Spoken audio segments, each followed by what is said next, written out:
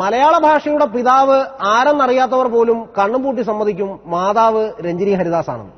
മലയാളവും ഇംഗ്ലീഷും ഇടകലർത്തിയ സങ്കര ഭാഷയിൽ രഞ്ജിനി നമ്മോട് മൊഴിഞ്ഞപ്പോഴൊക്കെ നമ്മൾ മലയാളികൾ ധൃതങ്കമുളകിതരായി.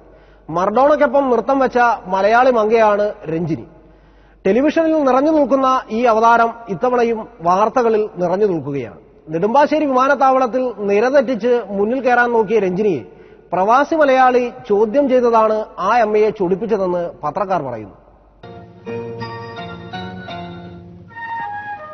എന്താ ഉണ്ടായത്? എമിഗ്രേഷൻ ക്ലിയറൻസ് കഴിഞ്ഞു വരുന്നത് അങ്ങനത്തെ ഒരാള് അയാളുടെ ഭാര്യയും കുട്ടികളൊക്കെ ഉണ്ടെന്ന് എന്റെ ഓർമ്മ.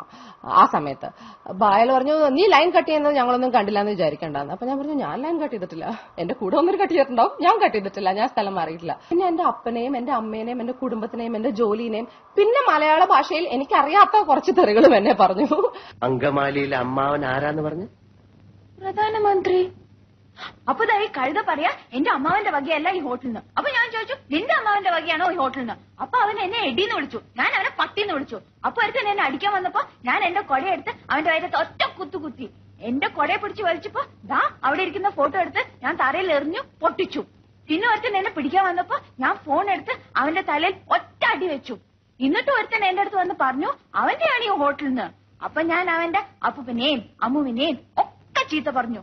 അവൻ പോലീസിനെ വിളിക്കുന്നു പറഞ്ഞപ്പോ അവിടെ ഇരിക്കുന്ന പൂച്ചട്ടി എടുത്ത് അവന്റെ തലയിൽ ഒറ്റ അടി വെച്ചു കൊടുത്തു. അവനെ ആസ്പത്രി കൊണ്ടുപോയി. ഞാൻ വേറെ ഒന്നും ചെയ്തില്ല, ഇത്രേ ചെയ്തുള്ളൂ. അതിനാണ് ഇവന്മാർ ഇങ്ങനെ ബഹളം വെക്കുന്നത്. പട്ടാണല്ലേ? എന്നോട് ഒരുപാട് പേര് ഇങ്ങനെ ചോദിക്കുന്നു, അതെന്താ?